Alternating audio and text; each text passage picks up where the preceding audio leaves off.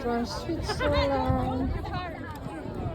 Kaya wala kaming magawa dahil hindi naman namin hawak ang gobyerno. Pero dahil dito na kami mga Pilipino sa Switzerland nagkakaisa, na kaya kami nandito sa Daheg dahil ipaglalaban namin at gusto namin na suportahan si PRRD para mapauwi natin sa bayan natin kung saan mayroon tayong gobyerno at hindi patay ang gobyerno at hindi dapat naging bangag. Kaya dapat ipauwi si PRRD.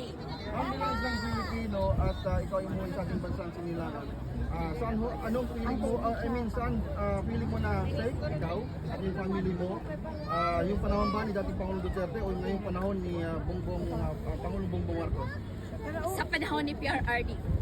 Dahil, ito lang sasabihin ko, isa sa pamilya ko ay gumagamit ng bawal na gamot.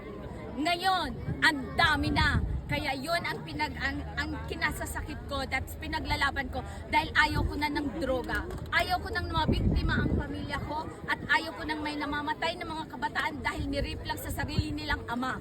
Yun lang. Dahil ngayon bumabalik na naman.